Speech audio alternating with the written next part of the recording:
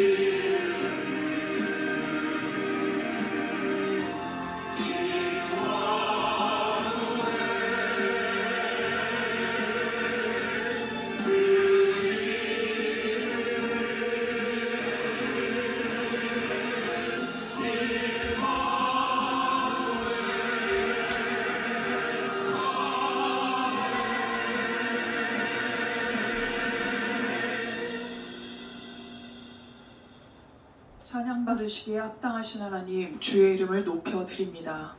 오늘 거룩한 주일을 맞이하여 아침부터 지금 이 시간까지 주 앞에 나와 예배 드릴 수 있도록 인도하여 주시니 감사를 드립니다. 이 예배를 통해 저희의 영이 회복되고 새로운 힘을 얻는 시간이 되게 하여 주시옵소서. 자비와 긍휼이 무한하신 하나님 아버지, 날마다 주께 온전한 충성과 봉사를 하지 못하고 제 뜻대로 보내다 이곳에 와서야 자신을 돌아보는 완악함을 용서하여 주시옵소서. 저희 안에 있는 더러운 죄악을 보혈의 공로로 씻어주시고 찬양의 영을 회복시켜 주시옵소서.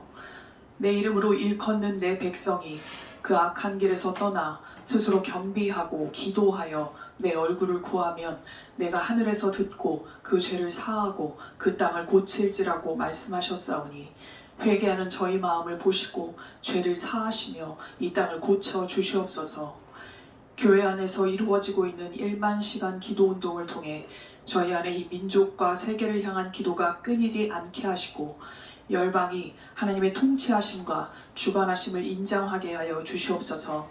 무너진 가정과 교회와 사회가 회복되며 고통 중에 신음하는 이웃을 향한 사랑의 나눔과 돌봄이 새롭게 일어나도록 역사하여 주시옵소서. 주님, 셰퍼드 목회자 합창단의 발리 국제합창제 수상을 감사드립니다. 수상이 저희들만의 기쁨의 잔치로 끝나지 않길 원합니다. 그들의 찬양으로 하나님의 이름이 높임을 받으며 세상에 고통받는 자들이 예수 그리스도로 인하여 위로를 받고 주께 돌아오는 귀한 구원의 통로가 되게 하여 주시옵소서. 주님, 오늘 저희가 드리는 예배가 형식에 치우치지 않고 주님 모시기에 합당한 예배가 되게 하여 주시옵소서. 이 시간 목사님에게 지혜와 지식과 능력과 권세를 허락하여 주사 말씀을 전하시는 데 부족함이 없도록 인도하옵소서. 주의 말씀을 통하여 온 성도가 진리를 깨닫고 은혜 받는 시간이 되게 하여 주시옵소서. 이 시간 예배하는 한 영혼 한 영혼을 주께서 깊이 만나주시고 저희가 드리는 예배와 찬양을 주께서 기뻐 받으시고 향기로운 제사로 흠양하여 주시옵소서. 이 시간을 통하여 저희들의 마음이 정해지게 하시고 하나님의 사랑을 이웃에게 전하는 선한 사마리아인의 삶을 살도록 인도하여 주시옵소서. 저희가 날마다 기도하며 찬양하며 말씀을 증거하는 삶을 살기를 원합니다. 이 예배의 시종을 주께 맡겨오며 찬송 받으시기에 합당하신 예수 그리스도 이름으로 기도합니다. 아멘. 하늘에 계신 우리 아버지여, 이름이 거룩히 여김을 받으시오며 나라가 임하옵시며 뜻이 하늘에서 이루어진 것 같이 땅에서도 이루어지이다. 오늘 우리에게 일용할 양식을 주시옵고 우리가 우리에게 죄 지은 자를 사하여 준 것 같이 우리 죄를 사하여 주시옵고 우리를 시험에 들게 하지 마시옵고 다만 악에서 구하시옵소서.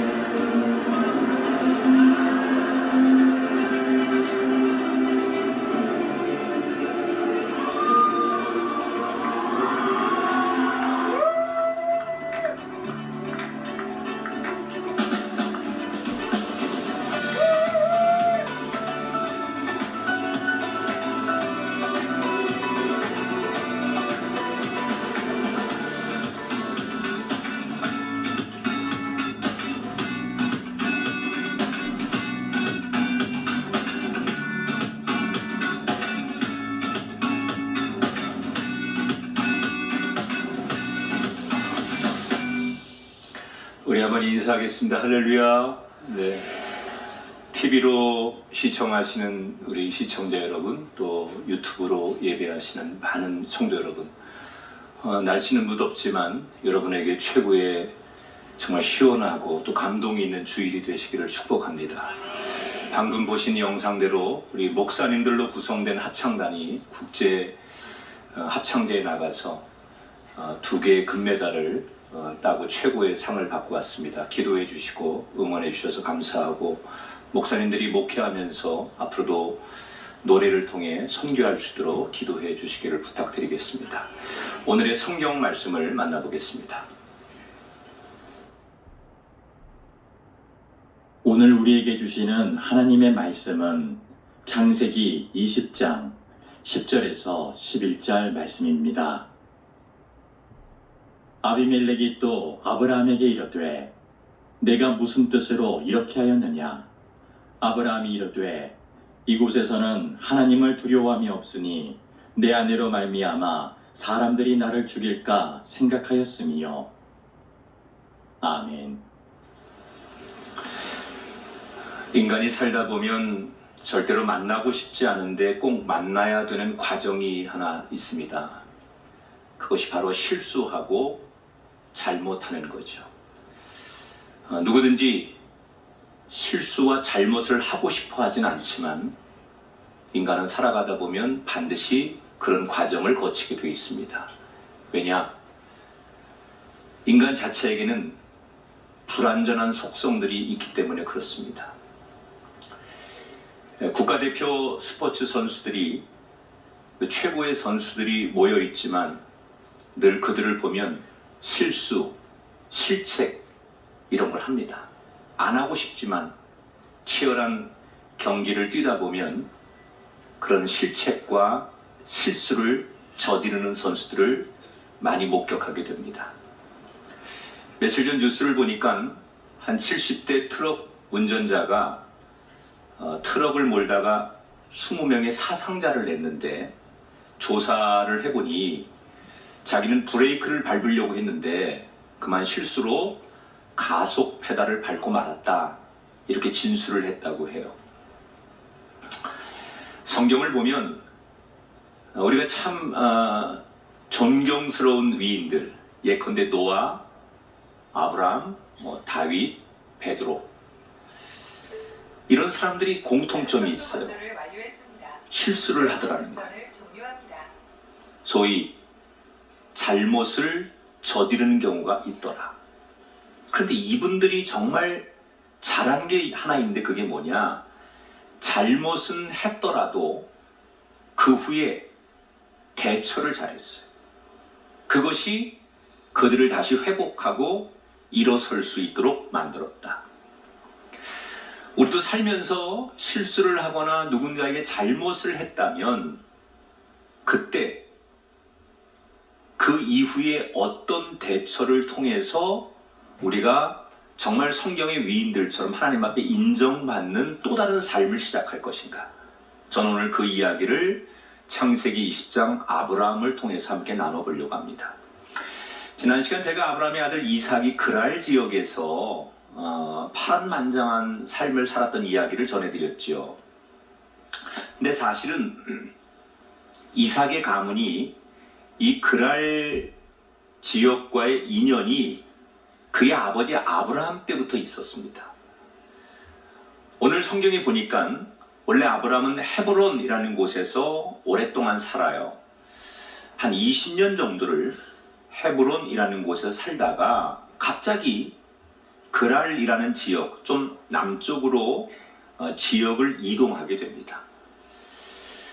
헤브론에서 그동안 한 20년 살면서 아브라함은 많은 사람들에게 인정을 받았습니다. 우선 굉장히 경제적으로 부유했고, 또 지난 20년 동안 전쟁을 이기면서 사람들을 구한 적도 있었기에 모든 사람들은 아브라함을 영웅처럼 대했습니다.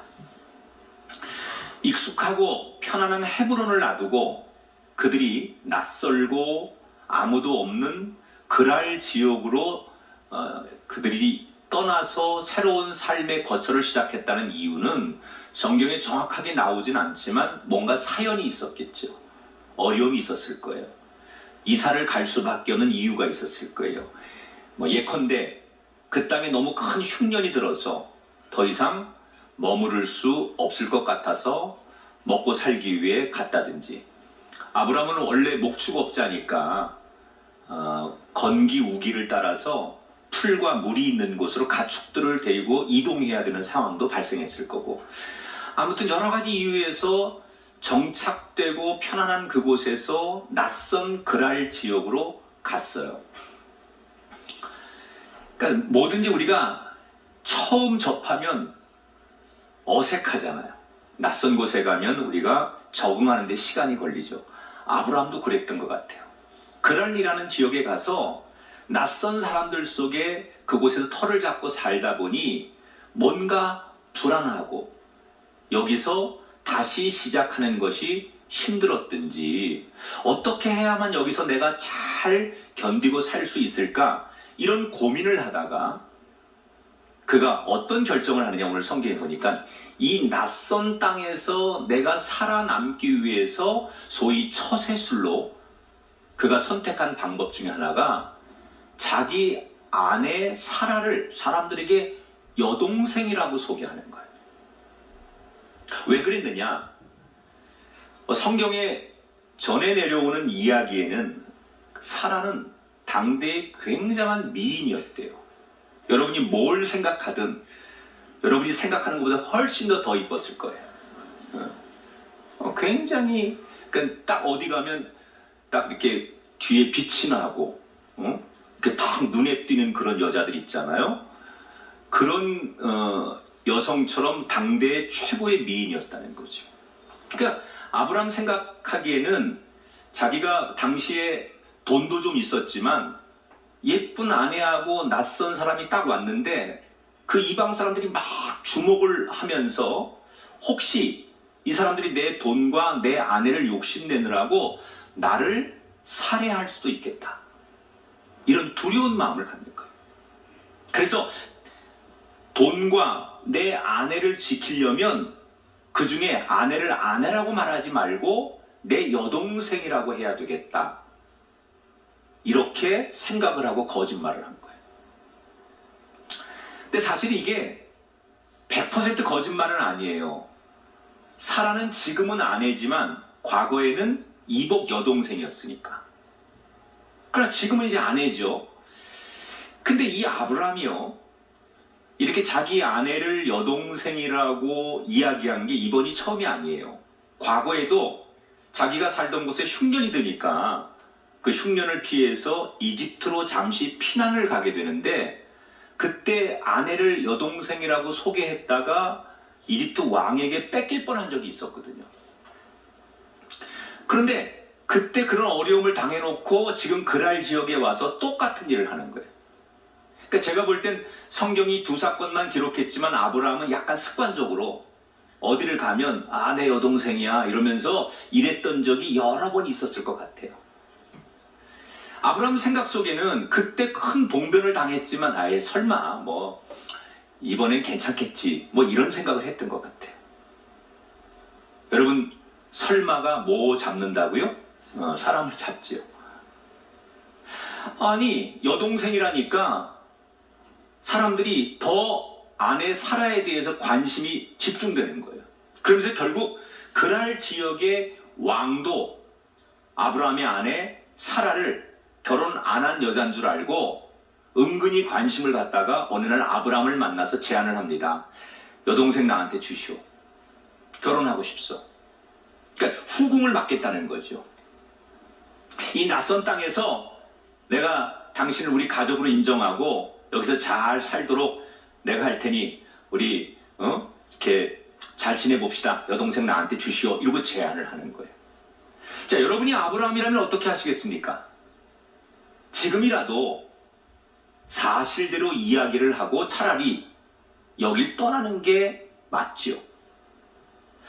그런데 아브라함은 상식적인 행동을 하지 않습니다. 놀랍게도 이 상황을 그저 지켜보고 그 상황을 받아들입니다. 여러분 이상하지 않습니까? 아브라함은 도대체 왜 지금 자기 아내를 뺏기는 이런 어처구니 없는 상황이 일어났는데 이 상황을 그냥 받아들이는 걸까? 아브라함의 마음속에는 자기의 내가 살아야 되겠다. 이 생각이 굉장히 강했던 거예요. 지금 나밖에 생각을 안 하는 거죠. 내가 만약에 여기서 사실을 이야기하면 죽을 수도 있고 또 사람들이 내가 그동안 했던 얘기에 대해서 나한테 책임을 물었을 때 내가 어떻게 할 수 있을까? 이런 비난과 조롱이 두려운 거예요. 그러니까 아닌 줄 알면서 그 상황에 나도 모르게 끌려갈 때가 있어요. 이거 아닌데 그러면서 내가 내 힘으로 더 이상 어찌할 수 없어서 붙잡지도 못하고 놓을 수도 없는 애매한 때, 우리 다 그런 경험이 한두 번쯤 있을 거예요. 아브라함이 딱 그 상황에 놓인 거예요. 아무 말도 못하고 아내를 빼앗기고 마는 거예요. 자, 여러분, 아브라함은 무능한 사람입니다. 그리고 인간의 상식으로는 이해가 안 됩니다. 아무튼 말도 안 되는 일이 원하지 않는 방향으로 막 흘러가고 있을 때, 누구도 이 문제를 해결할 수 없을 때 하나님이 아브라함 대신에 이 문제에 개입을 하십니다. 우리가 살아가면서요, 저나 여러분이 때때로 내 힘으로 안 될 때, 아니 내가 알고 있는 주변 사람들이나 그게 가족이든 또 친구들이든 지인들이든 내가 가지고 있는 상황과 조건에서 이 문제를 해결할 수 없는 정말 큰 벽과 같은 문제를 만날 수 있어요. 큰 병이 걸렸는데 이건 누구도 도와줄 수 없는 문제. 또 법적인 문제라든지 세상에 정말 막다른 골목에서 누구도 내 인생을 대신해 줄 수 없는 그런 처절한 순간을 우리가 만날 수 있죠. 그때 여러분 꼭 기억하세요. 이 찬스를 한 번쯤은 써먹으셔야 돼요. 뭐냐? 아빠 찬스 말고 하나님 찬스. 아브라함 대신에 하나님께서 아브라함이 감당할 수 없는 그 상황 대신 하나님이 나서 주시는 거예요. 어떻게?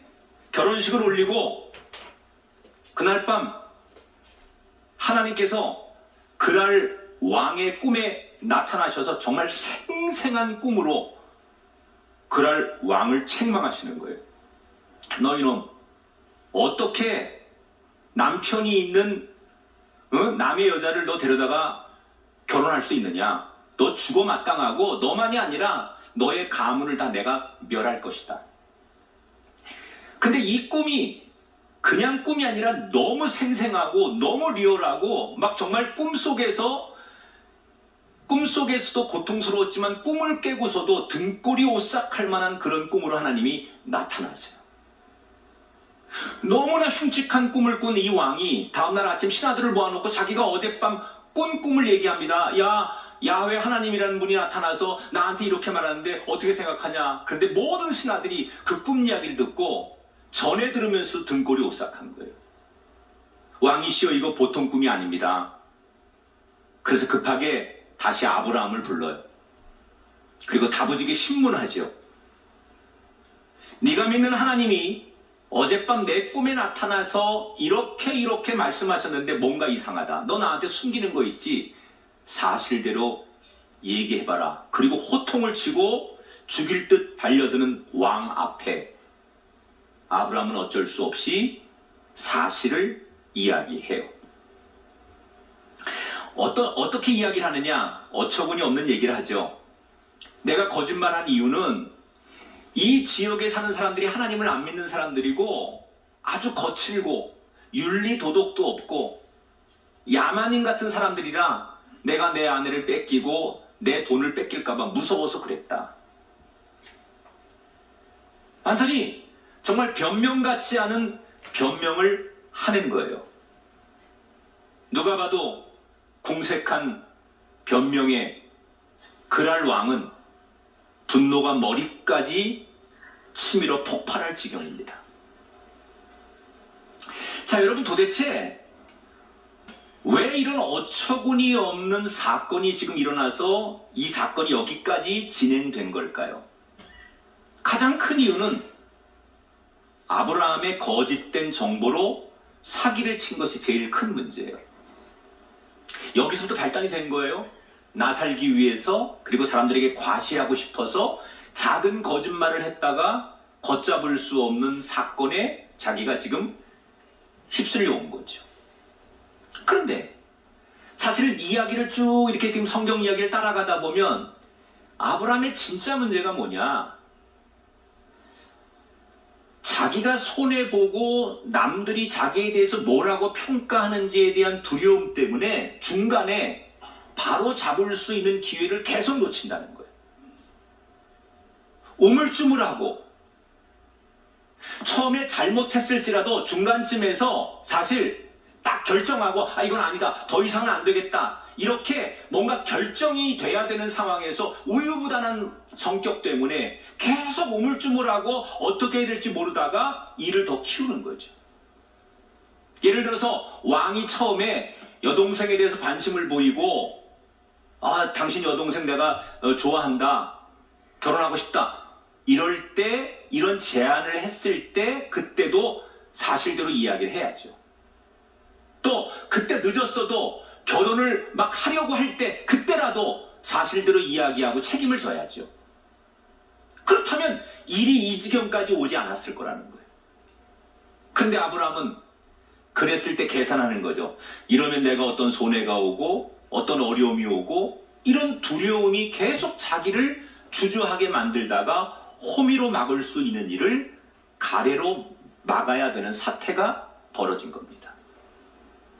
자, 우리 오늘 말씀 속에서 우리가 살아가면서 어처구니 없는 실수를 했거나 뭔가 누군가에게 잘못을 했을 때 꼭 기억해야 될 첫 번째 대처 방법이 바로 여기 있어요. 손해를 보더라도 늦은 것 같아도 그때 바로 잡아야 된다는 거예요. 물론 우리가 살다 보면 잘못과 실수를 했을 때는 이게 드러나면 비난도 받아야 되고, 때로는 내가 어떤 배상도 해야 되고, 이런 것이 두려우니까 우리가 그것을 솔직하게 이야기 못하는 거예요. 자, 그러면 당장은 그걸 덮어두니까 모면할 수 있지만 그건 회피하는 거죠. 문제가 해결되는 게 아니에요. 두렵더라도 그 실수와 잘못을 빨리 솔직하게 고백해서 지금이라도 바로 잡아야 된다는 거예요. 그러면 당장은 사람들에게 비난도 받고 내가 어떤 손해를 보긴 하지만 결국 인생 전체를 보면 중간에라도 그런 어려움을 당하면서 바로 잡아야만 내 인생이 신뢰도 다시 얻고 결국 인생에 더 큰 것을 얻게 되더라는 거예요. 전 그게 현대인들에게 참 좋은 것 중에 하나가 리콜 문화라고 생각해요. 몇 달 안 됐죠? 미국의 유명한 자동차 회사 포드에서 공장 라인, 생산 라인을 전부 멈추는 일이 있었습니다. 그 포드에서 차세대 자기 주력 신형 트럭을 막 생산해내다가 만드는 과정 속에서 준비한 결함이 뒤늦게 발견이 됐어요. 그래서 이것을 수정하기 위해서 포드에서 모든 생산 과정을 중단하고 고객들에게 이 사실을 알리기 위해서 언론 브리핑을 했습니다. 사실 마음만 먹으면 이걸 그냥 기밀로 붙여서 아무 문제 없는 것처럼 할 수 있었습니다. 그러면 당장 금전적인 손해나 여러 가지 어려움이 없었을 텐데 왜 엄청난 금액의 피해를 보면서까지 공장을 멈추고 고객들에게 굳이 이 사실을 알렸을까? 그게 바로 리콜 문화예요. 리콜 문화가 주는 장점. 지금은 너희들 그거밖에 안 돼? 이런 하자가 있는 걸 팔았어? 그래서 좀 기분 나쁘고 비난을 받더라도 지금 그것을 인정하고 바로 잡으면 고객들은 나중에 우리를 더 신뢰하더라는 거예요. 과거에는요, 기업들이 이런 문제가 있으면 결함을 알고도 당장의 이익을 위해서 이걸 숨기기에 급급했습니다. 근데 지금은 안 그래요. 이제는 경영의 원칙이 손해를 감수하더라도 얼마의 손해가 있더라도 우리가 바르게 잡는다, 인정한다. 그러면 결국은 시간이 지나면 더 큰 이익이 우리에게 돌아오더라는 것을 결국 알게 된 거예요. 여러분, 기업만 그런 게 아니에요. 고객과 기업의 관계만 그런 게 아니라 모든 인간관계가 그렇습니다. 가족 간에도, 여러분 회사에서 동료 간에도 누군가에게 잘못된 것은 속히 바로 잡으면 그때는 힘들고 손해가 되는 것 같지만 결국 길게 보면 그게 훨씬 여러분 인생에 이익이 되더라는 거예요. 물론 하나님의 관계도 마찬가지예요. 제가 가끔 설교 시간에 이렇게 얘기하는 분들 있는데 이분들이 다 살아계신 분들이기 때문에 실명을 제가 얘기를 잘 안 하죠. 앉아 계신 분도 있고 내 설교를 듣고 계시니까. 이분도 여러분이 잘 알만한 분이에요. 너무 누굴까 상상하지 말고 내 얘기 집중하세요. 이분은 대학 때 음악을 전공하셨어요. 그래서 자연스럽게 교회 생활을 어릴 때부터 하고 음악을 하고 교회 성가대 지휘를 하셨어요. 그리고 30대 지금의 아내를 만나서 결혼을 합니다. 지금까지 신앙생활을 너무 잘했어요. 그런데 결혼을 하고 나서 아내는 교회를 다니는데 아내의 집, 그러니까 처갓집은 교회를 안 다녀요. 그 처갓집 어른들은 어떤 분이냐면 사찰에 굉장히 열심히 나가는 분들이에요. 그러니까 불교시죠. 그래서 늘 그 처갓집에 가면 약간은 종교가 다르니까 불편한데 아내의 부모님들이고 가족이니까 가서 늘 자꾸 어울리고 만나서 인사를 하다 보면 그 영향을 받는 거예요. 그 부모님들이 절도 하라 그러고 제사도 드리고 막 그러는데 자기가 교회에서 배운 신앙은 그런 게 아니지만 어찌하다 결혼을 해서 그 아내의 가족과 자꾸 만나게 되다 보니 하나 두 개씩 본인이 양보를 하고 거기에 그냥 맞춰가는 거예요. 그러다 보니까 익숙해지는 거죠. 그러다가 그 처갓집 부모님이 자기들이 알고 있는 그 사찰의 스님도 소개하고 같이 그 절에서 활동하는 분들 자꾸 소개하면서 그 사람들 자꾸 알게 되고 교제하게 된 거예요. 그러다 어디까지 갔느냐? 사찰 합창단을 맡아달라는 제안을 받았어요. 근데 이분이 거절을 못하는 거예요. 아닌 줄 알면서 이러면 안 되지. 내가 교회 성가대 지휘하는 사람이 사찰 지휘를 한다는 게 말이 됩니까? 아닌 줄 아는데 너무 강권을 하니까 결국 허락을 해가지고 주일날은 교회에 와서 지휘하고 토요일날은 사찰 합창단을 지휘한 거예요. 처음엔 몸에 맞지 않는 옷을 입은 것처럼 너무 불편한 거예요. 내가 이거 해도 되나? 이거 아니지? 이런 생각이 계속 들면서도 그냥 가족들이 해달라고 하고 주변에 가까운 사람들이 계속 해달라고 하니까 그 불편함을 이기고 그냥 계속 가는 거예요. 그러다 보니까 나중에는 더 이상 이게 불편한 생각이 안 들더래요. 처음에 양심이 그렇게 괴로웠는데 이것조차도 어느 날부터 무뎌지기 시작하는 거예요. 그렇게 10년을 아무도 모르게. 알았으면 내가 가만 안 뒀죠. 불러다가 기도해 줬겠지 내가. 양쪽 종교의 양다리 거치고 절과 교회를 왔다 갔다 지휘를 했다니. 그런데 놀랍게도 그러기를 한 10년을 넘게 했는데 아무도 모르게 그 10년의 세월에 자신의 삶이 그전까지는 그래프상으로 이렇게 올라가던 인생이었다면 그때부터 이상하게 자기의 삶이 모든 게 하락하기 시작하더라는 거예요. 그리고 한 10년 정도 지나고 보니까 자기는 폭삭망해 있더래요. 몰랐던 거죠. 그냥 세상이 어려우니까 나도 잘 안 되나 보다, 또 그럴 수도 있다, 이렇게 그냥 인정하고 버티면 되겠지라고 했는데 한 10년을 지나고 보니까 자기가 꿈꾸던 인생, 하던 일이 다 망한 거예요. 그래서 아주 초라한 어느 날 어머니가 돌아가셔서 모친상을 치르는데 웃기는 게 교회에서 와가지고 조문 예배를 마치자 바로 밖에서 대기하던 스님들이 들어와가지고 목탁 두드리며 조문하는 거예요. 자기가 상주인데 이 어처구니없는 현실을 딱 마주하면서 그때 다시 양심의 소리가 들리더래요. 누군가가 자기 마음속에 그렇게 얘기하더래요. 너 지금이라도 다시 내게로 와라. 그런 소리가 자기 안에 들리는 거예요. 이 집사님이 모친상 끝나자마자 집에 있는 불교용품 다 갖다가 싹 모아가지고 불태워버리고 교회 와서 진짜 몇 날 며칠 울면서 회개하는 거예요. 하나님 잘못했습니다. 내가 그때라도 바로 잡았어야 되는데, 중간에라도 바로 잡았어야 되는데, 이렇게 떠밀려서 여기까지 와서 이제야 하나님 앞에 다시 왔습니다. 이분이 그 경험을 하고 나서 하나님 앞에 완전히 회개하고 다 끊고 다시 정말 초심으로 돌아가 하나님 앞에 매달리기 시작하는 거예요. 그랬더니 정확히 3년 만에 지난 10년 동안 잃은 거에 갑절의 축복을 하나님이 회복시켜 주시더라는 거예요. 이분 얘기예요. 목사님, 그때 제 양심에 그 불편한 소리가 들렸을 때 그때 내가 조금 더 일찍 회개했으면 좋았을 텐데.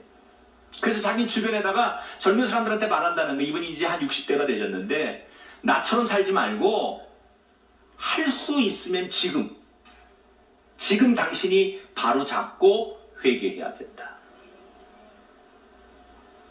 여러분, 이 은혜가 저와 여러분의 꼭 붙잡아야 될 은혜인 줄 믿습니다. 하나님 앞에 이게 아닌데 라고 잘못을 느끼고 있다면 더 이상 우물쭈물하면 안 돼요. 이미 벌어진 일인데 이거 나에게 엄청난 손해가 있을 텐데 그래도 바로 잡으셔야 돼요. 하나님은 그렇게 결정하는 여러분에게 더 큰 것을 주실 준비가 되어 있는 줄 믿습니다. 자, 이 아브라함의 궁색한 변명에 그날 왕은 화가 머리까지 나지요. 그러나 아브라함을 죽일 수 없는 거예요. 왜? 그 밤에 하나님이 이 왕에게 나타나서 아브라함에 대해서 뭐라고 소개를 했느냐? 너 그 여자 빨리 돌려주고 네가 상대하는 아브라함은 그냥 이방인이 아니다. 내가 너무나 사랑하는 선지자다. 하나님이 그렇게 소개를 한 거예요. 여러분, 아브라함은 하나님의 안중에도 없이 자기 살려고 인간적이고 그저 세속적인 삶을 살아가는데 하나님은 그 상황에서도 아브라함의 체면과 권위를 세워주지 않아요. 왕 앞에 뭐라고요? 그는 내가 사랑하는 내 선지자입니다. 선지자가 뭐예요? 하나님을 대변하는 사람이고요. 하나님의 축복을 전할 수 있는 권한이 있는 사람이 선지자 아닙니까? 다 지금 아브라함이 어떤 상태인 것을 알고 있는데 그런 아브라함을 하나님은 밉다고 내치지 않으시고 그를 존중해주고 그의 권위를 살려주시는 거예요. 저는 제가 세상을 살면서 늘 갖는 철학 중에 하나가 남은 나를 비치는 거울일 뿐이지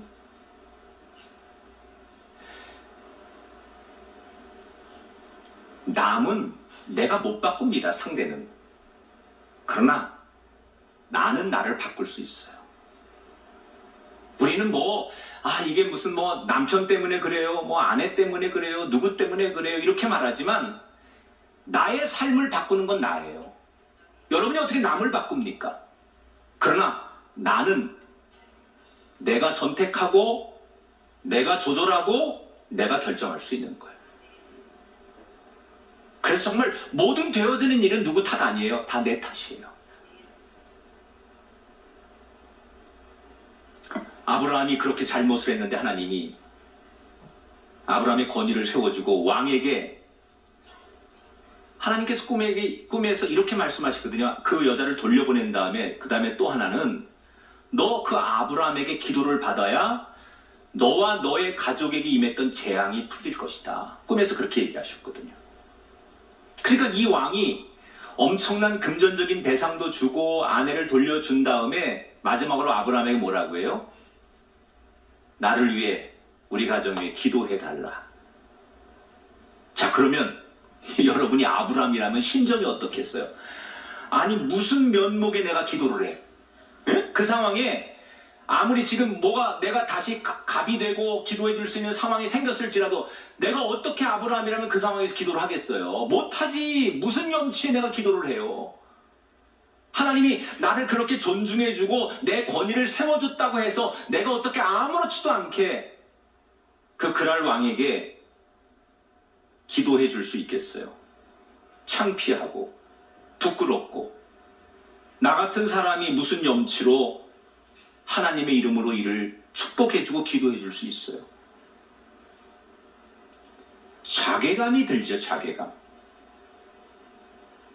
그런데 아브라함이 그런 마음이 들었지만 그걸 극복하고 어떻게 합니까? 20장 17절. 아브라함이 하나님께 기도하며 하나님이 아비멜렉과 그의 아내와 여종을 치료하사 출산하게 하셨다. 너무 부끄럽고 난 그럴 자격도 없지만 그러나 단단히 마음을 먹고 하나님 백성답게 야훼 하나님의 이름으로 그에게 기도를 해주는 거예요. 여러분, 여기서 우리가 실수를 극복하는 또 하나의 아주 중요한 영적 포인트가 있는데, 내가 실수하는 경우는 대부분 나를 잃어버린 거예요. 내 정체성. 착각하는 거죠. 내가 어떤 사람인지, 내 존재가 누구인지를 잃어버리기 때문에 우리가 항상 실수하고 허물이 있는 행동을 하는 거거든요.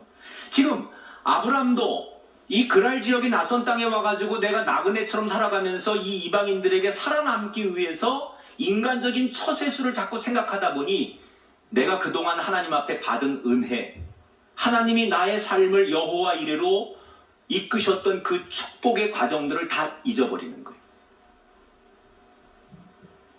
내가 누구인지, 하나님이 나를 얼마나 존귀히 생각하고 나를 왕 앞에 그럼에도 불구하고 선지자라고 소개하는 그 하나님의 마음을 나는 잊어버리는 거죠. 그런데 회복하는 과정 속에 뭘 찾아요? 그렇지. 나는 하나님의 백성 맞지. 그렇지. 하나님이 나의 아버지시지. 다시 내가 하나님의 백성다운 자녀다운 정체성을 기억하고 그것이 다시 내 안에서 살아나는 거예요. 여러분, 하나님이 우리를 다시 회복시키실 때 실수와 허물 속에서 일어나게 할 때 반드시 이 과정을 주세요. 그런데 이거를 여러분이 극복하셔야 되는 중요한 이유가, 어떤 사람은 자기가 과거에 잘못하고 또는 실수한 것 때문에 평생을 지나칠 정도의 자괴감이나 창피함으로 평생을 고개를 떨구고 자신의 일을 감당하지 않으려고 하는 사람이 있어요. 아, 나는 자격이 없는 사람이야. 나는 그때 그런 일로 인해서 평생 나는 뭔가를 하면 안 되는 사람이야. 그래서 가정에서나 어디에서나 자신의 삶을 늘 부정하는 거죠. 근데 하나님은 사실 우리에게 그런 과거가 있고 그런 실수가 있었지만 여전히 하나님은 그런 우리를, 내 스스로 나를 용납할 수 없는 내 자신을, 하나님은 나를 그래도 너는 내 자녀야, 너는 내 백성이야, 이렇게 말씀해 주시고 인정한다는 거예요.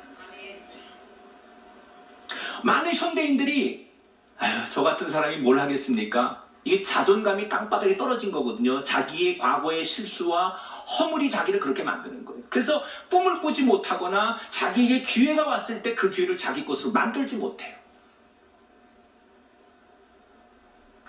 요즘은 10원짜리 동전 같은 게 길에 떨어져도 안 줬습니다. 사람들이 가치가 없으니까.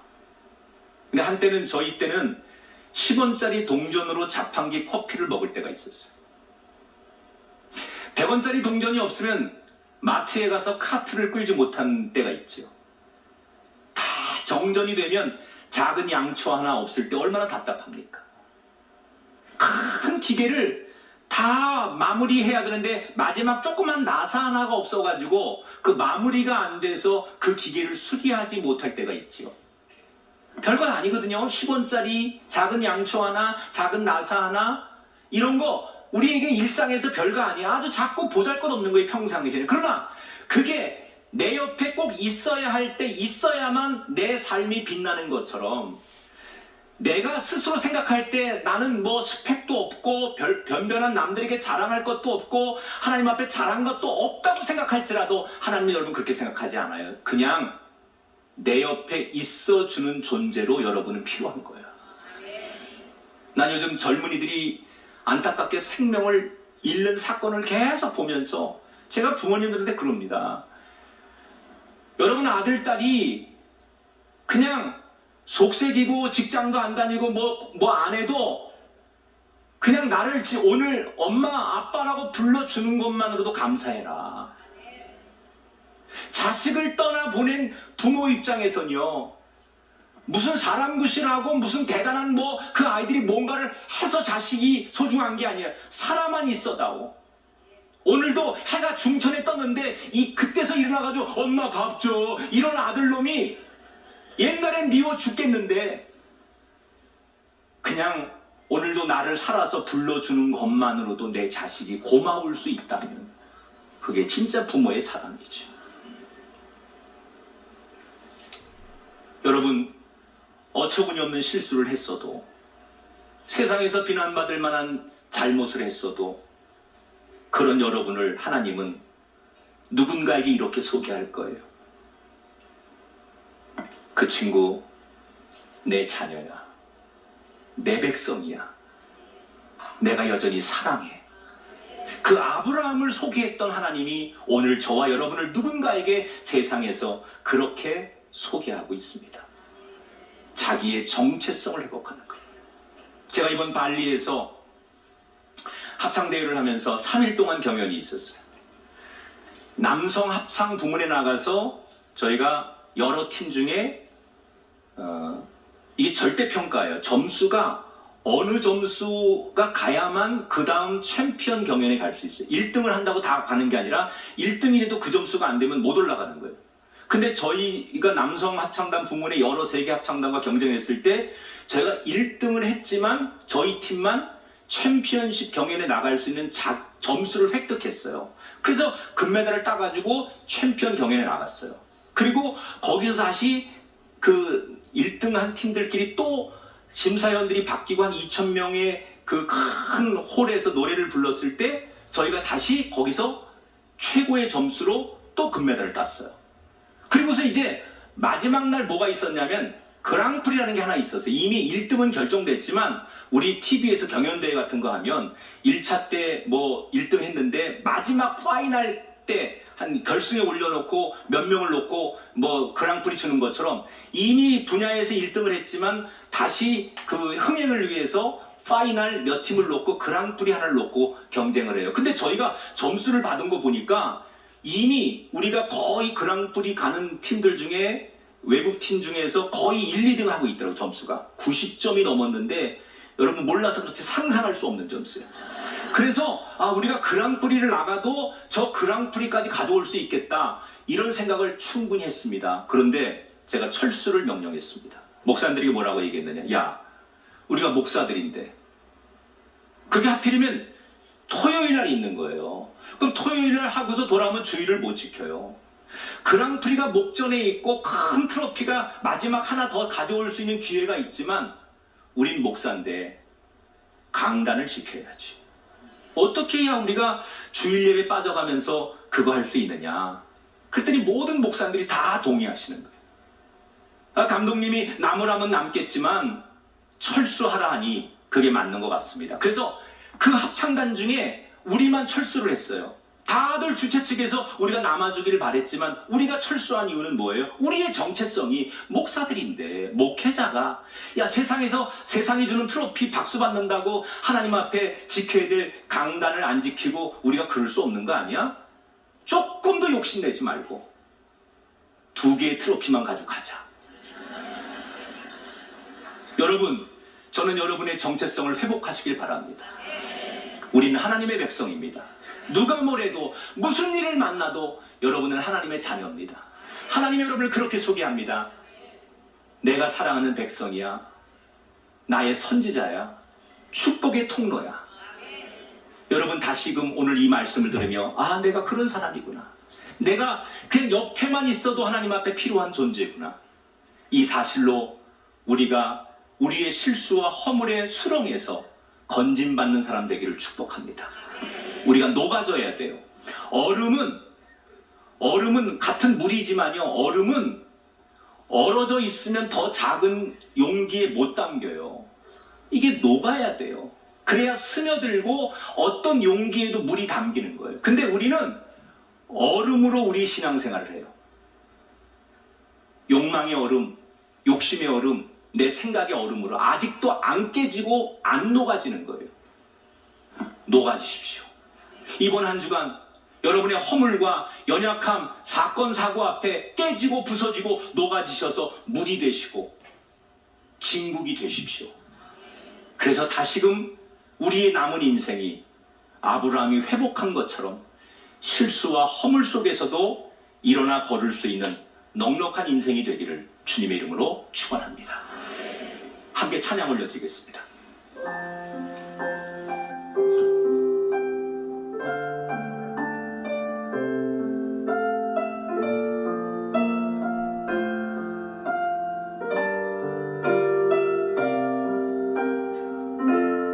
주 나의 모습 보내. 주 나의 모습 보내. 상한 나의 맘 보시네. 주 나의 눈물 안에 홀로 울던 맘 아시네. 다시 한번 주 나의 모습 보내. 주 나의 모습 보내. 상한 나의 맘 보시네.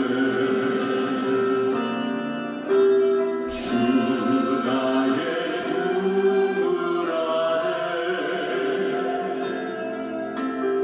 홀로 울던 맘 아시네. 세상 소망 다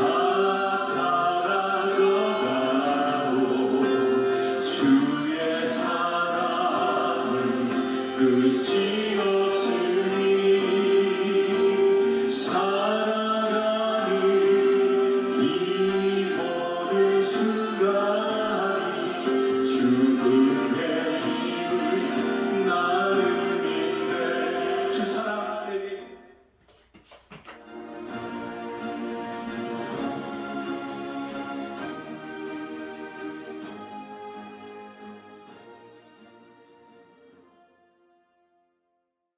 내게 이르되 그렇지 아니하다. 내가 반드시 상당한 값으로 사리라. 내가 여호와께 드리려고 내 물건을 빼앗지 아니하겠고 값없이는 번제를 드리지도 아니하리라 하니라. 그리하여 다윗은 그 턱값으로 금 600세겔을 달아 오르난에게 주고 다윗이 거기서 여호와를 위하여 제단을 쌓고 번제와 화목제를 드려 여호와께 아뢰었더니 여호와께서 하늘에서부터 번제단 위에 불을 내려 응답하시고 함께 읽겠습니다. 여호와께서 천사를 명령하시매 그가 칼을 칼집에 꽂았더라. 아멘.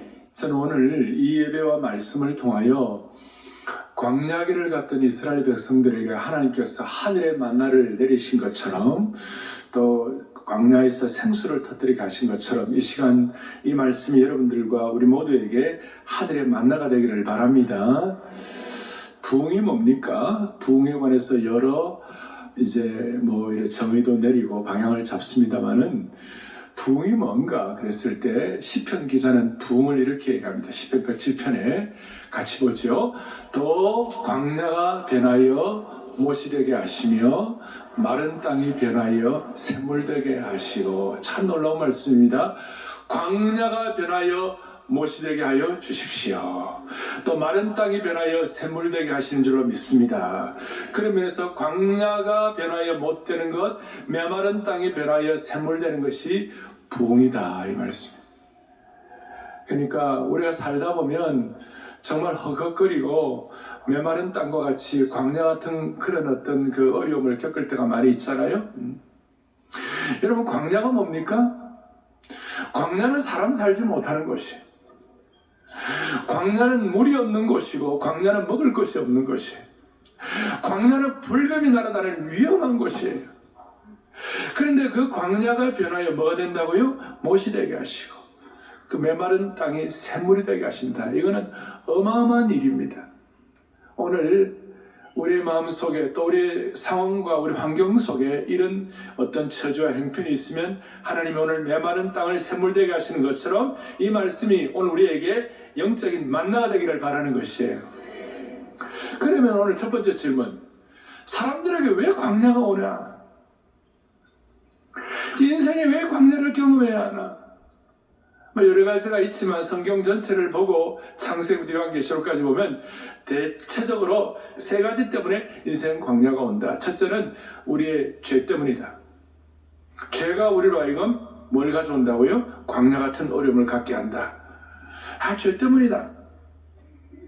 오늘 제 얘기가 아니고 오늘 본문 말씀은 성경을 좀 잘 아는 분들은 어느 정도 익숙하게 아는 분들이고, 오늘 본문의 말씀은 다윗이 범죄하고 그 범죄 때문에 하나님의 징계를 받고, 그러나 그 징계 가운데 징계로 끝나지 아니하고 하나님께서 길을 열어주신 내용들이 나와 있는데 제가 뭉뚱이로 설명하는 거예요. 그런데 오늘 이 모든 과정들이 시작되는 1절에 이런 내용이 나옵니다. 오늘 여러분들 읽었습니다. 1절에 그 다음에 사탄이 일어나 뭐예요? 이스라엘을 대적하고 다윗을 충동하여 이스라엘을 계속하게 하니라 그랬어요. 왜 오늘 다윗의 입장에서는 아주 그냥 메마르고 광야 같은 일이 이제 드디어 펼쳐지는데, 그 이유가 뭐냐? 사탄의 충동을 하는 거예요. 사탄의 미혹에 넘어가는 거예요. 그래서 죄를 짓는 것이에요. 여러분, 죄는 우리에게 광야 같은 어려움을 가져오는 것이에요. 별로 좋아 안 하시고 반응도 안 하시고, 자, 사탄은 우리에게 뭘 가져온다고요? 우리에게 이 광야 같은 죄 때문에 우리에게, 이것은 창세기부터 요한계시록까지 성경 전체에 맹맥히 흐르는 하나의 어떤 영적인 중요한 흐름이요 법칙이에요. 아담과 하와가 하나님 범죄를 했습니다. 제일 먼저 하와가 범죄를 했습니다. 하와가 왜 범죄를 합니까? 마귀 사탄의 유혹에 넘어간 거예요. 와가지고 하와를 이렇게 유혹을 하는 거예요. 야, 너 저 선악을 알게 나무를 먹어보라. 그 나무를 먹으면 네가 하나님같이 될 거야. 그러니까 그 말을 듣고 딱 선악을 알게 나무를 보는 순간 보암직도 하고 먹음직도 하고 하나님같이 되고, 그래서 이 땅에는 모든 것이 요한이 고백한 대로 육신의 정욕과 안목의 정욕과 이생의 자랑이에요. 그래서 육신의 정욕과 안목의 정욕과 이생의 자랑 때문에 사람들은 이 사탄의 유혹과 충동질 때문에 다 넘어가기 시작하는 것이 죄 때문에. 두 번째로는 하나님의 큰 섭리가 있어요. 하나님의 큰 섭리 때문에 이유를 모르지만 고난을 당하고 고통을 당하고 광야 같은 길을 걷게 되고, 세 번째로는 우리 인간의 실수가 있는 거예요. 실수가 있어가 실수 때문에 또 광야를 경험하게 되는 것이. 첫 번째 뭐 때문에? 죄악 때문에. 두 번째 뭐 때문에? 하나님의 섭리 때문에. 세 번째 뭐 때문에? 인간의 실수와 잘못 때문에. 그런 게 있는데, 이러한 이 모든 것 시작이 뭐로부터 된다고요? 사탄이 충동질하는 것이.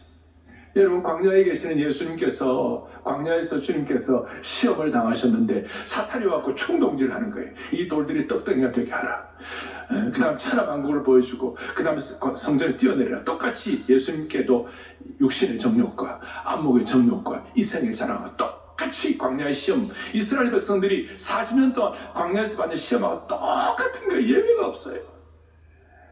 그러니까 이 당하는 이 시험, 이것이 오늘 우리에게도 그대로 오늘 이 삶의 현장에서 연결이 되고 있는데, 오늘 다윗이 이 출협에 걸려들 거예요. 다윗은 지금 나름대로 잘하고, 나름대로 다윗은 여러분 비대칭 전략의 전문가라고 그랬잖아요. 골리앗이 막 창 들고 나고 죽이려고 그랬을 때 다윗은 물맷돌 들고 나가고 막대기 하나 들고 나갔잖아요. 하나님은 의뢰해가지고. 그랬던 다윗이 앞에 21장 앞에 20장에 보면 블레셋을 처단하고 블레셋 왕들을 죽이고 왕들의 왕관을 막 다 빼앗고 이렇게 정도로 아주 정복왕이 된 거예요. 그렇게 되니까 다윗의 마음속에 주님 감사합니다. 하나님 감사합니다. 여러분 잘 나가면 잘 나갈수록 더욱 주님을 해야 하는 것입니다. 그런데 우리 대체적으로 안 그래요. 다윗도 다 8칸 부분이 있는 거예요. 다시 사탄이 뭐였어요? 충동질을 한 거예요. 그러니까 다윗의 마음속에 옛날에는 마른 막대기 하나만 있어도, 옛날에는 물맷돌 하나만 있어도 하나님 전적으로 의뢰하면서 여호와가 나의 목자이시다. 다윗이 잘 나갔습니다. 정복왕입니다. 그는 시인입니다. 그는 상승장군입니다. 그는 멋진 아내 있습니다. 귀한 자식들 다 있습니다. 그런데도 불구하고 그것보다도 여호와가 나의 목자시니 내가 부족함이 없습니다. 이런 신실한 신앙인이 사탄의 충동을 받으니까 뜻이 무슨 생각하면 나도 뭐 좀 있지. 당신은 고대 사회는 전쟁 국가였기 때문에 전쟁 국가는 핵심 국력이 뭐냐면 군인의 숫자가 국력의 바로미터예요. 그러니까 군인이 얼마나 많으냐에 따라서 그 나라의 국력이 이렇게 다 평가가 되는 것이에요. 그러니까 다윗의 마음속에 군인들 숫자를 계수할 마음이 생겼어요. 계수를 했죠. 얼마나 계수했습니까? 보니까 2장 21장 5절에 보니까 백성의 수요를 다윗에게 보고하니 이스라엘 중에 칼을 뺄 만한 자가 몇 만이에요? 110만 명이에요.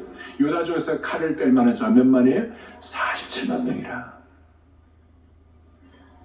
그러니까 칼을 뺄 수 있는 정예 용사들이 합계 157만 명의 정예군을 가지게 된 거예요. 얼마나 대단합니까? 요즘도 157만이면 대단하죠. 군인의 숫자가. 저걸 병참으로 먹이고 재우고 입히고 저걸 유지한다는 자체가 다윗 왕국이 그만큼 정복국가였고 강력했다는 뜻이에요. 근데 하나님이 이것을 기뻐하지 않으신 거예요. 왜 기뻐하지 않으셨는가? 다윗은 원래 하나님 없으면 못 사는 사람이에요. Without 하나님, he cannot survive 1 second. 하나님 없으면 1초도 못 사는 사람이었어요, 다윗이. 그런데 다윗의 마음속에 다시 누가 충동질했어요? 사탄이 충동질합니다. 그러니까 하나님이 이걸 기쁘게 여기지 않았어요. 심지어 다윗의 장군이었던 요압도 6절에 보니까 요압이 왕의 명령을 마땅치 않게 하고 왕과 군신과 그 충성된 신하와 왕의 사이에 금이 가기 기스가 가기 시작합니다. 그래서 왕의 명령을 다 순종하지 않고 레위 지파하고 심지어 뭐예요? 베냐민 지파 사람은 계수하지 않았어요. 자, 이까지 왔습니다. 이걸 끝나면 좋은데 7절에 무슨 일이 벌어지는가? 하나님이 이 일을 어떻게 했습니까? 악하게 여겨 이스라엘을 치셨다 그랬어요. 그 다윗이 그 하나님의 마음에 합한 자가 여기서 그냥 헛발질을 하는 거예요. 그래서 70에 그다음 8절에 보세요. 8절에 뭐라고 하냐면 다윗이 하나님 여호와 하나님께 아뢰되 내가 이 일을 행함으로 큰 죄를 범하였나이다. 이제 간구하옵나니 종의 죄를 용서하여 주옵소서. 내가 심히 미련하게 행하였나이다. 참 여기 그래도 그나마 이 가운데 그 어려운 가운데 감사한 거는 뭐냐? 옛날에는 다윗이 1년 동안 바세바와 그 일을 뭉겨버렸어요. 그 지금은 그래도 영적으로 민감해 있었기 때문에 딱 말을 하니까 알아듣고 내가 잘못했습니다. 자, 그걸로 끝나면 좋은데 여러분 이걸로 끝나면 안 되는 거예요. 그러니까 하나님이 다윗을 사랑하시기 때문에 다윗이 이걸로 끝나면 겉으로는 멋진 왕이고 잘 나가는 것 같지만 그 영혼의 세계는 피폐하고 영혼의 세계는 불뱀이 날아다니고 영혼의 세계는 안타깝고 영혼의 세계는 문제가 생기기 시작하고 안식과 평안과 샬롬을 유지하지 못하는 거예요. 그러니까 하나님의 방법은 다윗을 벌주고 다윗을 탈진시키고, 여러분 광야가 뭐예요? 광야는 탈진하고 낙심하고 좌절하는 것이 광야인데 그렇게 살면 안 되니까 하나님께서 다윗을 새롭게 해주시기 위하여 다윗에게 새로운 어떤 겉으로 볼 때는 다윗을 징계하는 것 같고 채찍질하는 것 같았어요. 매를 든 것 같았어요. 그러나 단순한 채찍질이 아니라 사랑의 매, 그 다음 뭐예요? 사랑의 징계였어요. 그래서 하나님께서 다윗에게 너 3가지 택하라.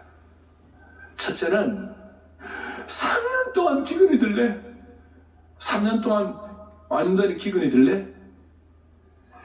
두 번째로는 석 달 동안 적군에게 공격을 받을래? 아니면 세 번째는 3일 동안 전염병이 들어가고 전염병 맞이할래? 그러니까 다윗이 내가 하나님의 손에 올려놓습니다. 하나님 알아서 해달라고. 그러면서 3일 동안 전염병 택하겠습니다. 어떻게 보면 너무 냉혹하고 어떨 때는 너무 참 큰 벌이 임한 것 같아요. 사람 숫자 좀 생각했고 이렇게 군인 숫자 좀 세웠는데 이런 잘못을 하게 하나? 그러나 하나님은 다윗의 마음에 있는 잘못된 동기를 보신 것이에요. 그 동기 때문에 이런 일이 벌어지는 거예요. 여러분과 나는 세상에 수많은 일들을 경험하지만 결국 하나님 앞에서 여러분 주님이 다 아시는 거예요. 이거는 좋은 것도 나쁜 것도 여러분 고통당할 때도 주님이 다 아셔. 그러면 여러분 해결할 수가 있는 것이고 여러분 실패할 때도 죄를 범할 때도 주님이 다 아신다고 그랬을 때 우리는 고민해야 되는 거예요. 주님이 다 아시는 거예요. 그래서 3일 동안 전염병이 들은 걸 택했는데 3일 동안 어떻게 벌어졌냐. 전염병이 내리심에 몇 명이 죽었다고요? 7만 명이 죽었어요. 어마어마한 거예요. 저 때는 여인들과 어린아이는 저 포함이 안 되기 때문에 장정이 7만이에요. 요즘 우리 식으로 말하면 전투부대 7개 사단이 완전히 그냥 참 멸절된 거예요. 7개 사단이. 너무나 고통스럽죠. 15절에 보니까 하나님이 예루살렘을 멸하려 천사를 보냈어요. 천사가 멸하려 할 때 여호와께서 보시고 이 재앙을 내림을 뉘우치사 멸하는 천사가 이르되 이제는 됐다. 그만하라. 7만 명으로 끝내자. 그 이유가 뭐냐? 17절에 다윗이 하나님 마음을 감동시켰어요. 하나님께 아뢰되 명령하여 백성을 계수하게 한 자가 내가 그랬습니다. 내가 범죄하고 내가 악을 행했습니다. 그런데 이 백성들이 무슨 죄를 범했나요? 백성들이 뭐 잘못했습니까? 하나님 아버지 주의 손으로 나와 내 아버지 집 치시고 주의 백성들에게는 재앙을 내리지 말아 주십시오. 이 다윗의 목자의 심정이 완벽하게 회복이 된 것이죠. 전에 우리 모세도 그랬죠. 나와 내 집을 치시고 이 백성은 구원해달라. 모세는 좀 더 다른 차원에 있지만 다윗이 이렇게 할 때 하나님께서 그 기도를 들으시고 그 징벌을 멈추셨어요. 자, 이제 이것만 끝난다면 우리는 신앙이 뭐냐, 구약이 뭐냐, 오늘 신약 시대를 살아가는 우리들이 받는 특별한 계시의 은혜가 뭘까 잘 모를 거예요. 근데 여기에 대반전이 이제 생기기 시작하는 거예요. 이걸로 끝나는 게 아니고. 제가 다시 말씀드린 오늘 말씀의 제목을 메마른 땅이 뭐예요? 샘물로 그랬죠. 구약의 곳곳마다 하나님께서 복선을 넣으셨어요. 오늘 여기 이제 바로 복선을 어떻게 넣어놓으셨냐면 이렇게 나옵니다. 뭐라고 나오냐면 그때 여호와의 천사가 15절 뒤에 여부스 사람 오르난의 타작마당 곁에 선지라 그랬어요. 이거 굉장한 복선이었어요. 잘 아시는 대로 이 여부스 사람 오르난의 타작마당이 나중에 솔로몬이 예루살렘 성전을 세우는 장소가 된 것입니다. 어마어마한, 그러니까 그 아픔과 그 하나님의 징계의 채찍이 있는 가운데서도 하나님은 새로운 계획을, 대반전을 준비하고 계시는 것이에요. 오늘 제가 말씀의 제목을 다시요. 메마른 땅이 다시 뭐가 된다고요? 샘물이 된다고. 그게 무슨 뜻인가? 그 사람은 뭐예요? 마른 땅에 뭐예요? 냇물 같을 것이죠. 이사야가 예언자적 시각을 가지고 볼 때 그 사람이 마른 땅에 냇물 같다는 이 말씀이 뭐냐면 그 사람은 예수 그리스도 메시아를 상징하는 거예요. 예수님은 마른 땅에 뭐 같다고요? 냇물 같을 것이다. 그래서 요한복음 7장 요한이 깨닫기를 내게 오는 자는 누구든지 내게 오는 자는 그 배에서 생수의 강이 흘러 나올 것이니라.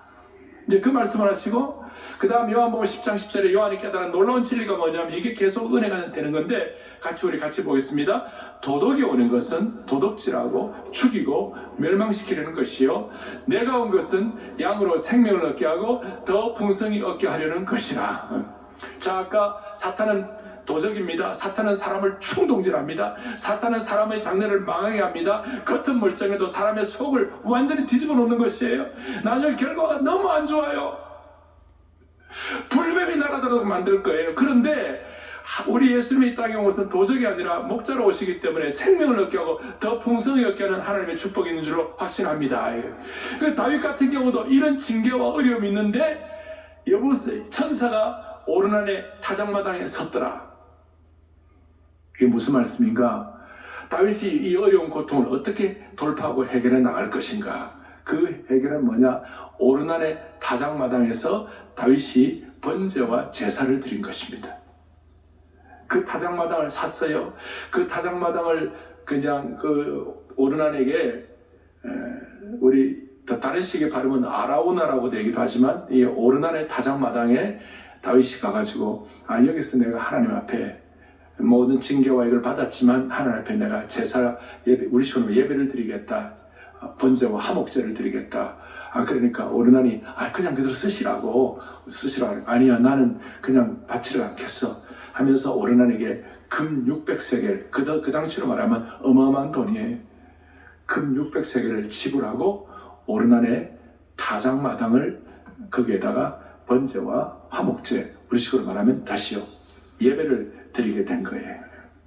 예배를 드렸더니 무슨 일이 벌어졌습니까? 26절에 여러분들 읽었죠? 다윗이 거기서 여호와를 위하여 오르난의 타작마당에서 제단을 쌓고 번제와 화목제를 드려 여호와께 아뢰었더니 여호와께서 그 다음 뭐예요? 하늘에서부터 번제단 위에 뭐예요? 불을 내려 응답하시고 여호와께서 천사를 명하여 칼을 칼집에 꽂으라. 번제를 드릴 때 하늘에서 불이 내려가지고 하나님 응답하시고 난 다음 다윗에게 임한 모든 재앙이 물러간 줄로 확신합니다. 우리가 오늘 이 모든 과정들을 살피면서 부흥이 뭐냐? 아까 메마른 땅에서 샘을 경험하는 것이 부흥이라고 하는데 조금 더 구체적으로 나 부흥이라는 것은 뭐냐? 절망의 살이 완전히 엎어진 자리에서 광야에서 하나님께 예배드리고 제단을 쌓음으로 말미암아 하늘에서 불이 떨어지는 것을 경험하는 것입니다. 좌절의 자리에서 좌절하지 않고 대반전을 일으켜가지고 하나님 앞에 예배함으로 말미암아 하늘에서 불 떨어지는 것을 경험하는 것입니다. 그래서 부흥이란 절망적 상황에서 반전이 일어나 하늘에서 불이 떨어지는 것이다. 구약 성경에 보면 불 떨어진 데가 딱 4번 나와요. 몇 번 나온다고요? 4번 구약에. 처음에 이 제사 제도를 정하고 아론과 모세가 하나님 앞에 첫 번째 제단을 주 앞에 쌓을 때 하늘에 불이 떨어졌습니다. 두 번째가 오늘 오르난의 타작마당에서 다윗이 그 큰 잘못을 범하고 난 다음에 그걸로 끝나지 않아 하나님 앞에 제물 번제단을 쌓을 때 화목제를 드리고 예배를 회복할 때 하나님께서 불을 내려서 다윗의 모든 아픔을 극복하게 하시고 하나님이 받으신 것이에요. 세 번째로는 이제 이 오르난의 타작마당이 나중에 예루살렘 성전을 짓게 하시고 예루살렘 성전을 그 아름다운 성전을 짓고 쉐케나의 영광에 충만하게 돼가지고 솔로몬이 하나님 앞에 제물을 하나님 앞에 예배 드릴 때 하늘에서 불이 떨어져가지고 예루살렘 성전의 헌당식에 주님이 축복하셨어요. 마지막 4번째 불이 언제 떨어지느냐 기억나시겠습니다마는 갈멜 산상에서 엘리야가 바알 선지자와 싸울 때 하나님께서 제단에 붙은 불을 꺼지지 아니하고 하나님 앞에 나아갈 때 돌과 흙까지 태운 불이 떨어진 줄로 믿습니다. 제가 이걸 지금 여러분들에게 설명도 드리고 또 부흥이 뭐냐고 말씀할 때 제가 엘리야의 내용도 말씀을 드린 적이 있습니다. 자, 오늘 이런 것들이 과거의 구약의 역사로 끝나는가? 아닙니다. 광야 같은 인생길, 여러분 우리 삶 자체가 경쟁구도 아닙니까? 삶 자체가 여러분 힘든 거 아니에요? 21세기 사람들의 치열한 메마른 삶의 현장 중에 하나가 경쟁의 광야길 아닙니까? 세상 시스템은 이기는 자만 살아남는 시스템이고 뺏지 않으면 뺏기는 제로섬 시스템 아닙니까? 그래서 세상 광야길에서 맨날 지치고 쓰러지고 메마를 수밖에 없죠. 회사가 경쟁 시스템이기 때문에 회사에 들어가도 메마르고, 학교가 경쟁 시스템이기 때문에 학교에 들어가도 메마르고, 그러니 회사와 학교를 다니는 가족들이 집에 들어올 때에 집마저 메마른다면, 집마저 거기에 하나님의 풍성한 생명의 역사가 없다면 집도 회사도 학교도 다 메마른 거예요. 그런데 오늘 우리가 이런 예배를 드림으로 말미암아 교회가 이 메마름을 해결하는 참으로 복된 하나님의 번제단 예배의 장소가 되기를 바라는 것이에요. 여러분, 이게 너무너무 중요한 거예요. 오늘 이 잘못을 범해가지고 징벌을 받고 징계를 받는 그 상황에서 하나님은 오르난의 타작마당을 뭘로 바꾸셨다고요? 예루살렘 성전으로 바꿨다. 이 제일 기간에 역대하 3장 1절에 이렇게 나와 있어요. 역대하 3장 1절에 이렇게 보십시다. 같이 보겠습니다. 솔로몬이 예루살렘 모리아산 여호와의 집 건축하기를 시작하니 그곳은 전에 여호와께서 그의 아버지 다윗에게 나타내신 곳이요, 여부스 사람 오르난의 다작마당에 다윗이 모리아산에 여호와의 전 건축하는데, 이곳은 과거에 무슨 장소였다고요? 여부스 사람 오르난의 다작마당에 다윗이 정한 곳이라. 너무나 놀라운 이 신구약 전체에 이 성전의 계시의 흐름이 있는 것이, 창세기 22장에 아브라함이 이삭을 바칠 때 그 모리아산이 나중에 그곳이 뭡니까? 이 오르난의 타작마당이 되고, 이 오르난의 타작마당이 나중에 예루살렘 성전이 되고, 예루살렘 성전이 다 파괴되었지만 나중에 이사야가 영적인 눈을 뜨고 예언을 하는데 하나님께서 은혜 주실 때 주님의 성전은 만민이 기도하는 집이 되게 하여 주십시오.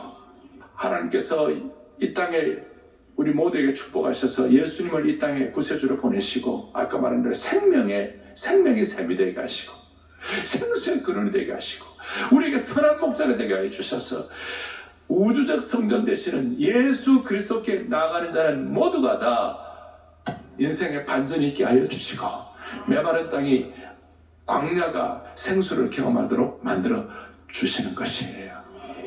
이게 너무나 영광스러운 특별한 이 전체 계시의 흐름이라고 말할 수 있는 것입니다.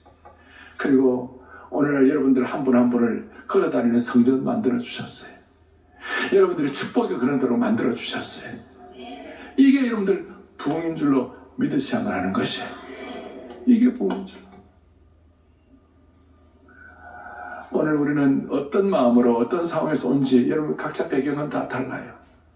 저는 여러분들이 어떤 배경을 갖고 있는지, 오늘 마음이 어떤지, 여러분들의 어떤 과거가 어떤지, 오늘 여러분들의 직업이 뭔지 내가 다 모를 수 있어요. 그러나 우리는 다 달라요. 그러나 한 가지 분명한 것은 우리가 오르난의 타작마당을 예루살렘 성전으로 바꾸어 주시는 하나님의 역사는 오늘도 유효하다 이것입니다. 그건 제가 아는 것이에요. 조금 더 깊이 들어가면 예수 그리스도는 우리 모두의 죄와 모든 슬픔과 애고니, 터모일, 고통과 이 모든 것들을 주님이 우리 대신 짐을 지시고 주님이 우리 대신 번제물이 되어주셨어요. 주님이 십자가의 번제물이 되시고 십자가상에서 우리 화목제물이 되어주셨어요. 그럴 때 십자가 사건 이후에 오순절에 성령의 불이 떨어진 줄로 믿습니다. 이 말씀을 여러분들이 그대로 믿고 순종하면 하나님이 여러분의 가정에 불을 내려주시는 것이죠. 오늘 우리는 예배 드릴 수 없는 상황도 있고, 여러분 마음의 아픔도 있고, 여러분 좌절도 있고, 수많은 여러분 고난도 있어요. 그게 여러분 죄 때문에 생긴 것이든 하나님의 큰 섭리이든 실수 때문에 생긴 것이든 다 모르는 광야길이 여러분들이 다 있어요. 그러나 여러분 좌절하면 안 되는 것이에요. 어려운 가운데서도 첫 번째는 우리가 뭘 기대해야 되느냐, 어떤 경우에도 반전을 기대하고 반전 후에 믿음으로 설교해야 되는 것이에요. 다윗이 그랬어요. 그 어려운 가운데서도 엎어져 낙심하지 아니하고 오르난의 타작마당을 사고 하나님께서 은혜 주셔갖고 믿음으로 다윗이 성전 지을 생각을 하고 설계를 한 거예요. 그러니까 여러분 지금 만만찮은 삶의 여정 가운데 아까 말한 대로 경정 시스템으로 우리가 다 메마른 거 이런 거 다 있지만 이 가운데 예배드리고 하나님 믿음으로 눈을 열 때에 주님 더 사랑하고 헌신하겠다는 마음 제대로 갖게 되고 설계할 때 하나님이 길을 열어주시는 것이에요. 오르난이 그랬어요.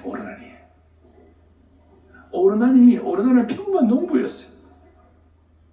어느 날 20절에 보니까 천사가 찾아오고 21절에 보니까 다윗이 찾아오고 그 다음에 뭐라고 나와 22절에 보니까 내게 넘기라고 그러니까 상당히 남기라 그러니까 오란에 뭐라고 그랬어요?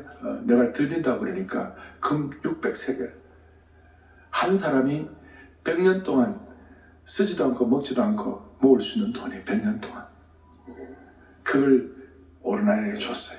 그리고 오르난 입장에서는 평범한 농부가 영적인 은혜도 받고 영적으로도 부흥하고 경제적으로도 부흥한 줄 믿습니다. 이건 우리가 어떤 기복신앙으로 하는 게 아니고 영적 부흥은 먼저 그의 나라와 그의 일을 구할 때 하나님께서 필요한 오르난의 금 600세겔을 허락해 주실 것이에요. 오늘 제가 이 들은 말씀을 그게 될까 말까 또 다른 생각하지 말고 그대로 받아들이면 하나님이 여러분들의 삶에 불이 떨어지게 하신다니까요. 하나님이 여러분들을 21세기의 다윗으로 오르난으로 만들어 주신다니까요. 이렇게 불이 떨어져야 되는 것이에요. 시인의 말처럼 60이 넘고 80이 넘는 사람에게도 봄은 기쁨이고 봄의 꽃은 창조의 노래가 되는 것입니다. 세상 삶이 고통스럽고 더 이상 희망을 갖지 못하고 나이가 들어서 심장마저 녹슨 것처럼 여겨지는 분이 이 자리에 계시다면 다시 기쁨을 노래하고 좌절 금지 녹슨 심장에 뜨거운 피가 솟구치는 감격이 있기를 바라는 것이에요. C.S. 루이스라는 위대한 신앙의 선배 C.S. 루이스 나니아 연대기 여러분 잘 아시죠? 나니아 연대기를 보면 땅에 저주가 임해서 1년 내내 겨울뿐이고 온 땅이 차갑게 얼어붙었습니다. 메말라 버렸습니다. 겨울이 끝없이 계속될 것처럼 보였습니다. 그런데 어느 날 뉴스가 들려왔습니다. 위대한 왕 아슬란이 돌아온 것입니다. 사자의 왕 아슬란이 돌아왔을 때 그 순간 저주가 풀리고 땅에 눈이 녹고 얼음이 깨지고 추위가 그치게 된 것입니다. 나무에 푸른 잎이 돋고 봄의 문이 열리게 된 겁니다. 봄이 찾아오고 그리고 봄과 함께 소망도 찾아오게 되었습니다. 그 아슬란이 누굽니까? C.S. 루이스는 예수 그리스도가 아슬란이다 그랬어요. 오늘 담임 목사로 소원하고 기대하는 것이 있습니다. 그것이 바로 이사야 35장 1절 2절입니다. 다 같이 보겠습니다. 광야와 메마른 땅이 기뻐하며 사막의 백합화같이 피어 즐거워하며 무성하게 피어 기쁜 노래로 즐거워하며 레바논의 영광과 갈멜과 사론의 아름다운 땅을 얻을 것이라. 그것들이 여호와의 영광을 우리 하나님의 아름다움을 보리로다. 우리 하나님의 아름다움을 보리로다. 여러분 다윗은 수많은 과정을 거쳤습니다. 대단한 일도 많았습니다. 그러나 다윗의 삶도 한 번씩 보면 다윗은 내가 사망의 음침한 골짜기를 간다고 그랬어요. 얼마나 메마르면 사망 정도가 아니라 사망의 음침한 골짜기를 자기가 걷고 있다고 그랬어요. 그런데도 불구하고 다윗은 절대로 좌절하지 않았어요. 좌절 금지. 그의 사망의 음침한 골짜기를 걸어가는 동안에 아니야, 내게 주신 은혜가 너무 많아. 다윗의 신앙 고백 시작. 여호와 나의 하나님이여, 주께서 행하신 기적이 많고 우리를 향하신 주의 생각도 많아. 누구도 주와 견줄 수가 없나이다. 내가 널리 알려 말하고자 하나 너무 많아 그 수를 셀 수도 없나이다. 아멘. 너무 다윗의 고난과 사망의 음침한 골짜기가 많았지만 주께서 행하신 기적이 너무 많습니다. 그거 견줄 수가 없습니다. 내가 다른 사람이 말하려고 하지만 너무 많아가지고 그 수를 셀 수가 없습니다. 오늘 이 기적의 풍성함이 여러분과 저의 고백이 되기를 바랍니다. 왜 어려움이 없겠습니까? 왜 메마름이 없겠습니까? 왜 고통이 없겠습니까? 그러나 오늘 다윗이 당한 이 고난을 우리가 살펴보면서 다시 한번 우리 이 예배를 통해 오늘 이 자리가 여호와의 불이 떨어지는 영광스러운 자리가 되게 해주시기를 소망합니다. 다 손을 펼치시고 주 사랑 한없고 오늘 여기에 딱 맞는 찬양이 뭘까? 주 은혜 끝없네. 주 권능을 사람이 어찌할까? 다윗이 고백한 그 고백입니다. 이 고백이 여러분들이 있을 때 우리 하나님의 무한하신 하나님의 기름 부으심과 새롭게 하심이 우리를 치유하시고 새로운 삶의 방향을 허락해 주시는 것입니다. 주 사랑 한없고 주 사랑 주 은혜 끝없네 주 권능을 사람이 어찌할까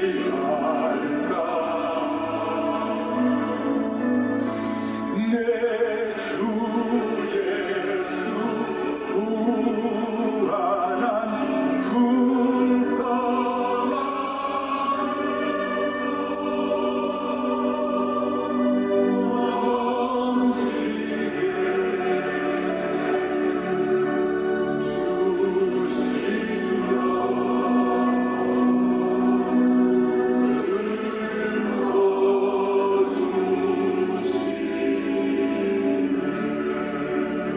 아멘. 같이 손을 얹겠습니다.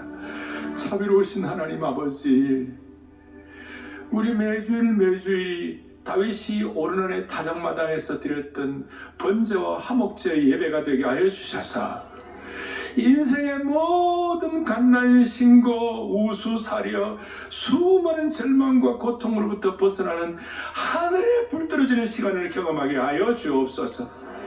우리의 마음이 녹이 슬고 우리의 마음이 이렇게 굳어져 있다면 오늘 다시 한번 영혼의 봄동산을 경험하게 하여 주옵소서. 다시 일어나라는 주님의 그 음성을 듣고 벌떡벌떡 일어나는 하나님의 신실한 종들 되게 하여 주시기를 원하옵나이다. 우리 사회도 저출산, 고령화, 진영 갈등, 수많은 목마름이 있습니다. 혼란이 있습니다.